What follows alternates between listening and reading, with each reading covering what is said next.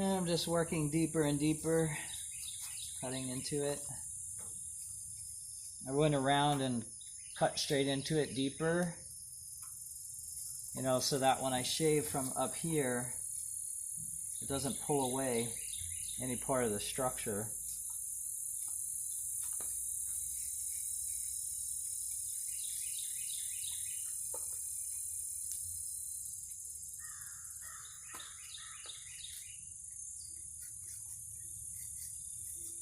It's at a good firmness right now. I feel like it's my favorite firmness. It's like real stiff, but still easy to shave away cement.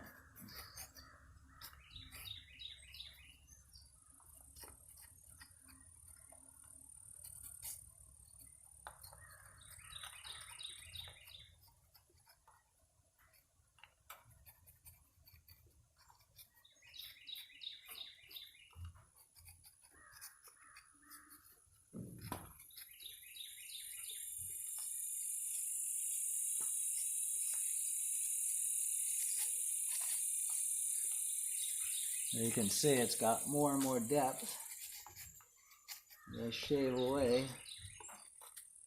It's like the overall thickness of the pot is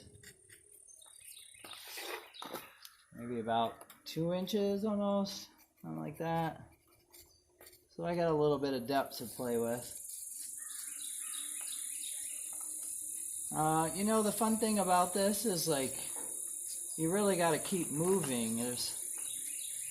You know, it's instead of sitting around thinking, oh, what should I do and how far should I go, and you kind of don't have time for that. And I work with clays as well, and something special about just like going, just like doing it and see what happens, and not being so worried at how perfect it looks. So I really appreciate that about this particular type of sculpting. I find that a lot of times when I'm sculpting with clays, I can sit there for a long time thinking about like, oh, what am I doing? Where's this going? And it kind of can keep me from like moving forward. Whereas carving with this is just, I just got to keep going because it's going to dry out. So I don't know what exactly is it going to look like in the end. I have some ideas, and you know, I just kind of got back into this process. I was working with wax-based clays for a few years and then making molds, but recently I just felt like, oh, it'd be really great to do this again. I learned it about 4 years ago, and I did a couple pieces. I made this little Buddha statue, Buddha devotee, and I also made this little pot that was kind of like a Buddha head, you know, pot, and it was really fun and I liked it, but some friends of mine were just like, oh, I would like one of those, and I was like, well, this takes a lot of time to carve. And then I learned how to do mold making, and since then I've just been working in wax-based clays. But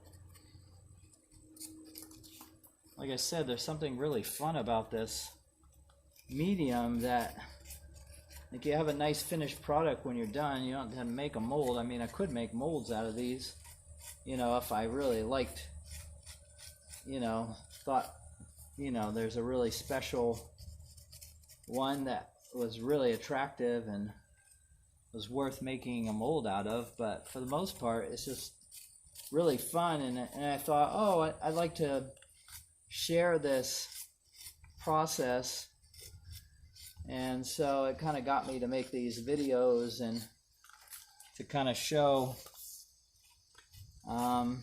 you know, how it's